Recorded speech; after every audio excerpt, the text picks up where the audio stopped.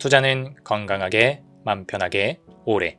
안녕하세요. 케빈 베스만 허정욱입니다. 오늘 촬영일자 5월 22일 목요일입니다. 삼성바이오로직스의 인적 분할 결정 공시가 떴습니다. 사실은 어제장에 이미 어느 정도 유출이 좀 있었죠. 증권가 찌라시에서 삼성바이오로직스가 인적 분할을 할 것 같다라고 하는 그 뉴스가 뜨면서 삼성바이오로직스 주가도 굉장히 많이 오르고 또 삼성바이오로직스 주식을 가장 많이 들고 있는 삼성물산 주식도 많이 올랐습니다. 근데 막상 이제 공시가 오피셜하게 나온 오늘 같은 경우는 시장 분위기가 좀 별로인 것도 같고 약간의 세론 같은 느낌도 있는 것 같아서 오늘은 삼성 계열사들 주식이 조금 빠지고 있는데 어찌됐든 삼성바이오로직스의 인적 분할에 대한 그 구조가 어떻게 되는지 그리고 분할 비율은 어떻게 되는지 그리고 왜 이런 식으로 분할을 했고 애초에 그 분할의 목적은 과연 어디에 있을지 한번 살펴보겠습니다. 공시 들어가셔서 중요한 것만 좀 캡처를 해왔습니다. 위에 자료를 보시면 분할 존속회사와 분할 신설회사가 나와 있습니다. 참고적으로 말씀을 드리면 우리 물적 분할과 인적 분할이 어떻게 되느냐 한 번만 짚어보면요. 물적 분할은 신설회사의 그 신주를 100% 기존의 모회사가 가져가는 구조라고 말씀을 드리죠. 그래서 회사가 밑으로 지배구조가 떨어져 나오는 구조라고 보시면 되고요. 대표적인 게 우리 2020년도, 21년도에 있었던 LG화학에서 배터리 사업 부문이 물적 분할이 되면서 그 100% 자회사로 LG에너지솔루션 주식이 탄생을 했고 그 LG엔솔이 상장을 가면서 LG화학 주가가 많이 희석이 됐던 그런 사례가 있었죠. 인적 분할 같은 경우는 회사를 구조적으로는 옆으로 찢는 겁니다. 삼성바이오로직스 위에 삼성물산하고 삼성전자가 있는데 삼성바이오로직스가 옆으로 찢어지면서 기존의 주주들이 신설회사 법인 주식을 자신의 기존 지분율대로 받아가는 구조라고 보시면 되겠습니다. 신설회사, 새로 생기는 회사 이름은요. 삼성에피스홀딩스고요. 요 밑에 삼성바이오에피스 주식회사가 들어갈 예정입니다. 회사가 일단 표면적으로나마 이 인적 분할의 목적을 무엇으로 공시를 하고 있느냐 보면 저는 비즈니스 모델 차원에서 조금 유의미한 건 2번인 것 같습니다. 구체적으로 본권 분할을 통해 엄격한 파이어월 운영에도 불구하고 자기네 일부 고객사들의 이해상충에 대한 우려를 완전히 불식하고 그래서 퓨어플레이 CDMO 회사로서의 지속적인 성장 모멘텀을 확보한다. 그리고 신설회사 쪽은 바이오 시밀러 사업의 정체성을 명확히 한다라고 나와 있죠. 이게 사실은 삼성전자 그 파운드리 사업 부문의 물적 분할 요구랑 거의 동일한 맥락이라고 보시면 됩니다.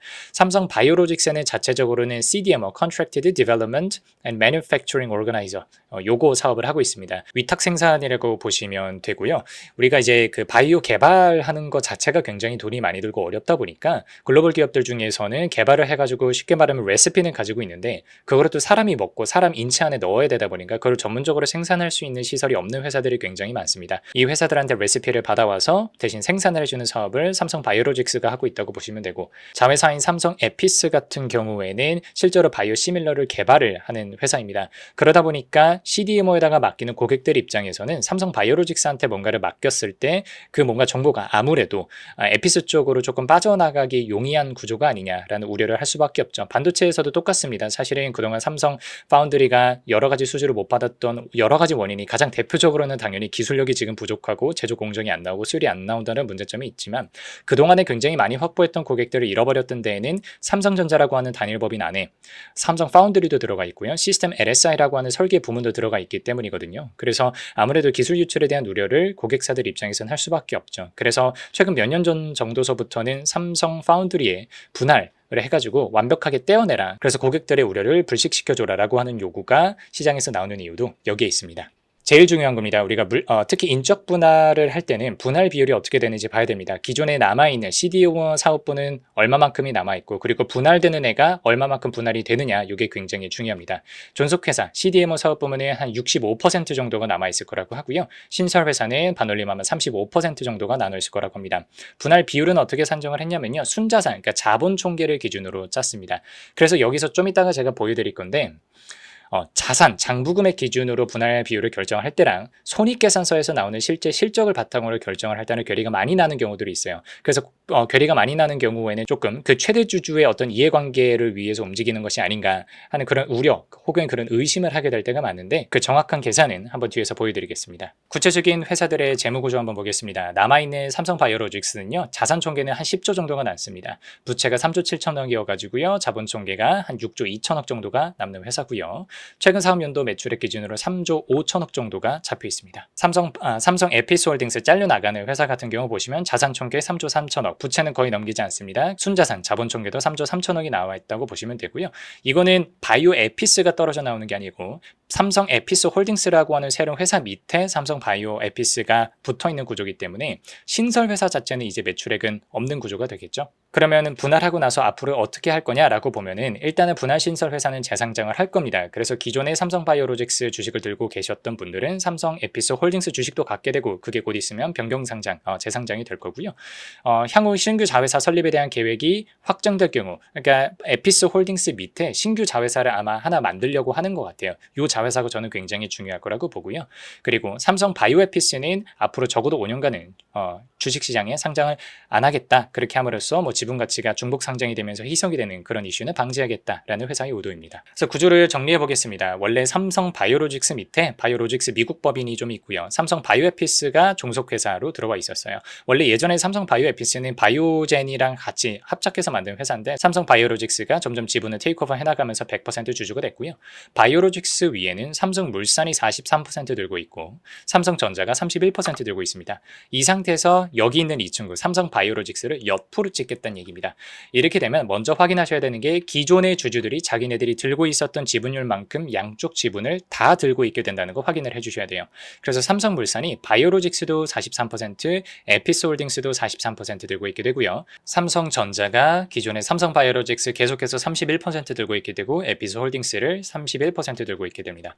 그리고 바이오로직스 미국 법인은 당연히 삼바 밑에 남아야 되겠죠. 그리고 에피스홀딩스 밑에 삼성 바이오에피스 주식이 들어올 거고 요 밑에 신규 자회사, 뭔가 또 바이오 관련된 사업을 영위하기 위한 신규 자회사가 설립이 되겠죠. 그래서 앞으로 절차는 이렇게 되는 겁니다. 기존의 삼성바이오로직스 주식은 감자가 됩니다. 그래서 여러분들이 삼성바이오로직스 시가총액이 감소하는 걸 보시게 될 거예요. 그래서 삼성 에피스홀딩스가 신규 상장이 되기 전까지 여러분들이 가지고 있는 주식이 계좌상으로는 시가총액이 조금 줄어드는 걸로 나타나 있을 거라는 말씀을 드리고요. 근데 그것 때문에 여러분들이 뭐 우려하실 필요는 없습니다. 왜 그러냐면 시가총액이 감소한 만큼 삼성 에피스홀딩스 주식을 받아가게 되고 이게 곧바로 상장을 갈 것이기 때문에 어차피 여러분들 계좌에 기존의 삼성바이오로직스 주주셨다면 내가 들고 있었던 금액은 그대로 유지가 된다. 이렇게 봐주시면 되겠습니다. 제일 중요한 겁니다. 제가 실적을 기준으로 굉장히 순수하게 끊어봤어요. 과연 0.65 대 0.35라고 하는 분할 비율이 적당하냐라고 봐서 작년도 기준으로 삼성바이오로직스의 연결손익계산서를 보니까 매출 4조 5천억, 영업이익 1조 3천억, 당기순이익이 1조 정도가 떠있는 회사였어요.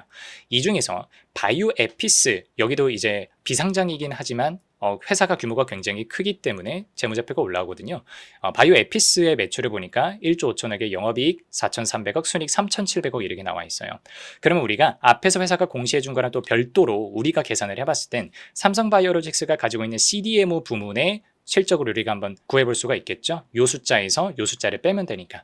그렇게 빼면 CDMO 부문의 매출이 한 3조 정도 나오고요. 24년도 한 해 기준으로 영업이익이 8,800억, 그리고 순이익이 7,100억 정도가 나옵니다. 그래서 그러면 얘랑 비율이 어떻게 되느냐라고 보면 매출이 CDMO가 조금씩 큽니다. 1.95 대 1, 영업이익은 2.03 대 1, 순이익은 1.91 대 1. 그러니까 대략 한 2 대 1 정도의 비율로 CDMO가 실적 부문도 조금 더 크다는 걸 아실 수가 있습니다. 그러면 손익가치가 얼추 2 대 1이에요. 그리고 순자산 기준으로 잘랐을 때도 분할 비율이 결정이 된 게 0.65 대 0.35죠. 그럼 얼추 여기도 2 대 1 정도라고 우리가 볼 수가 있어요. 그러다 보니까 분할 비율과 관련해서 여러분들이 그렇게 크게 문제 삼을 것까지는 없겠다라는 생각이 듭니다. 그러면 우리가 물적 분할이라고 한다면 굉장히 막 제가 이렇게 흥분을 감추지 못하면서 토해내듯이 영상을 찍었을 것 같은데, 이번 인적 분할 같은 경우에는 뭐 지주회사 전환하는 것도 아니고 정말 옆으로 그냥 깔끔하게 사업 부문별로 찢어내는 거거든요. 그러다 보니까 이 과정에서 딱히 손해보시는 주주들은 없습니다. 그렇다면 회사가 왜 굳이 이러한 인적 분할을 결정했을까 하는 걸 살펴볼 필요가 있겠죠. 자, 제가 삼성 바이오아피스 재무제표를 가서 한번 봤습니다. 지금 왼쪽에 자산이 나와 있고요. 자산 중에서 저 이제 오프라인 강의 들으신 분들은 아시겠지만 가장 중요한 5가지 영업자산을 가지고 왔습니다. 근데 지금 보시면 유형자산, 무형자산의 포션이 굉장히 크고요. 재고자산도 굉장히 커요. 그러니까 만들어놨는데 아직까지 안 팔려나간 물량이 상당 부분 들어와 있다는 얘기고요. 현금이 850억밖에 없습니다. 연결재무제표 기준인데. 그럼 이 850억이 과연 어느 정도 수준이냐, 감당 가능한 수준이냐라고 봤을 때 부채로 내려가서 우리 금융부채, 이자 비용이 발생하는 금융부채를 보니까 단기차입금이 2천억, 유동성 장기차입이 한 1,200억, 장기차입금이 1,000억 정도 있습니다. 있습니다. 그러니까 합하면 금융부채가 한 3천억이 조금 더 넘는 구조고요. 그래서 지금 당장의 재무 상태표로 놓고 보건대 가지고 있는 현금에 비해서 갚아야 되는 금융부채가 조금 많다라는 상황이고요. 물론 바이오에피스가 이제 캐시플로우가 나오기 시작을 했기 때문에 앞으로 벌어들이는 캐시를 커버 가능하지 않습니까? 라고 하면 영업활동으로 인한 현금 흐름 혹은 영업으로부터 창출된 현금 흐름, 제가 이제 줄여서 영창현이라고 말씀을 드리죠. 영창현이 1년에 어느 정도 나오는지를 봐야 되는데 그게 3,300억 정도가 나옵니다. 그래서 일단은 영창현만 놓고 봤을 때는 1년에 벌어들이는 영창현으로 금융부채를 충분히 갚을 수 있는 여력이 있는 것도 맞습니다. 하지만 여기서 변수가 발생을 하죠. 삼성 바이오에피스는 제가 앞에서 말씀드린 것처럼 바이오시밀러를 개발을 하는 회사입니다. 바이오시밀러 개발이 굉장히 많은 R&D 커스트가 들어가게 되고요. 그래서 R&D 비용을 회사가 1년에 어떻게 지출을 하고 있는지 봐야 되는데 여기서 여러분들이 실수하실 것 중에 하나가 뭐냐면 1년에 회사가 연구개발 비용 지출하는 거를 그냥 삼성 바이오에피스 재무제표 주석에 가가지고 연구개발비 이렇게 검색을 해보시면 비용이 거의 안 나올 거예요. 왜 그러냐면 바이오 개발하는 회사들은 우리 대표적으로 셀트리온 같은 기업이 내가 연구개발에 실제로 현금을 지출했을 때 그걸 바로 손익계산서에다가 비용으로 태우는 경우가 있고요. 무형자산의 개발비 처리를 함으로써 자산화하는 구조가 있습니다. 근데 우리가 손익계산서를 보게 되면 바로 비용 처리는 굉장히 보수적인 금액만 들어오게 되고요. 사실은 우리가 무형자산에서 개발비 쪽으로 취득이 들어온 거 금액까지 더해야 됩니다. 그래서 1,100억에다가 600억 정도를 더해줘야 됩니다. 이게 1,100억이고 이게 600억이에요. 작년 기준으로. 그래서 R&D 코스트로 1년에 한 1,700억 정도가 현금 지출이 발생하는 그런 기업이라고 보시면 되겠습니다. 그러다 보니까 앞으로 이게 뭐 적어지지는 않겠죠. 조금씩 많아질 거고 영창현이 많아진다고 하더라도 이 중간에서 실제로 남아가는 어떻게 보면 약간의 프리 캐시플로우적인 성격을 가지고 있는 금액은 한 1,600억 정도가 되는데 앞으로 계속해서 R&D를 해야 될 것도 생각을 하고 가지고 있는 현금이 당장 그렇게 많지 않은 것도 고려를 하면 삼성 바이오에피스가 조금 자금 조달이 필요한 상황인 것 같아요. 게다가 지금 회사가 공시를 하고 있는 게 삼성 에피스홀딩스 밑에 바이오에피스 말고 또 별도로 신규 자회사를 설립을 한다라고 하니까 그쪽에 들어갈 캐시플로우 또 고려를 해본다면 분명히 자금 조달이 필요한 상황인 거는 맞는 것 같아요. 그럼 이런 질문을 주실 수가 있겠죠. 그러면은 가자마자 바로 유상증자하면서 지분가치 희석이 되는 거냐? 바로 그렇게 할 것 같지는 않고요. 하지만 별도로 평가를 받아가지고 굉장히 높은 밸류를 받고 상장을 가지 않겠습니까? 아무래도 그런 게 있어요. 삼성 바이오로직스 안에 하나의 종속 기업으로 있었을 때에는요. 삼성 바이오로직스의 시가총액이 희석이 되거나 하는 경우는 없어요. 이게 뭐 물적 분할 쪼개기 상장 이런 게 아니기 때문에. 하지만 바이오에피스가 별도로 평가받을 기회가 아무래도 조금 적겠죠. 그 위에 모회사 시가총액을 통해서 평가를 받게 되다 보니까. 근데 여기서 바이오에피스, 그러니까 바이오시밀러 사업 부문을 따로 떼서 이제 상장을 하게 되는 경우에는 어쨌든 높은 가격에 조금 평가를 받아볼 수 있는 그런 기회가 될 것 같고요. 그러다 보니까 추후에 뭔가 자금 조달을 할 때 그게 뭐 부채 조달이 될 수도 있고 뭐 회사채 조달이 될 수도 있고 정말 만에 하나 마지막 수단으로 유상증자, 지분 출자가 된다고 하더라도요. 그때 삼성 바이오로직스 밑에 포함되어 있는 어떤 하나의 사업부 같은 존재에서 뭔가 조달을 할 때보다는 훨씬 더 유리한 조건에 조달을 할 수 있겠다라는 생각이 듭니다. 그래서 이번 인적 분할을 결정하지 않았을까라고 생각을 해봅니다. 그래서 앞으로의 투자 전략에 대해서 조금 말씀을 드려보면 삼성바이오로직스를 기존에 가지고 계셨던 주주분들의 입장에서는 크게 달라지는 건 없을 것 같아요. 어차피 여러분들의 입장에서는 오히려 선택권이 많아졌거든요. 예컨대 삼성바이오로직스만 상장이 되어 있을 때는 여러분들이 이 주식을 분석을 함에 있어서 CDMO와 바이오시밀러를 동시에 분석을 했어야 됐어요. 근데 이제는 쪼개졌잖아요. 그러니까 여러분들이 어차피 쪼개지면서 동시에 삼성바이오로직스와 삼성 에피스홀딩스 주식을 갖고 있게 되기 때문에 내가 CDMO 사업을 분석을 해가지고는 이제 삼성 바이오로직스 주식을 가지고 매수매도를 하시면 될 것이고, 그리고 바이오시밀러 쪽에 어떤 포텐셜을 보면서 접근을 하겠다라고 하면 삼성 에피스홀딩스 주식을 공부를 해보시면 되겠죠. 그래서 저는 앞으로 투자 전략에 있어서는 여러분들로 하여금 훨씬 더 유연한 선택을 할 수 있는 기회가 열렸다는 점에서 장기적으로 이러한 구조를 부정적으로 볼 필요는 전혀 없다라고 생각을 합니다. 오늘 영상이 여러분들께 도움이 되었기를 바라고요. 여기까지 하겠습니다. 감사합니다.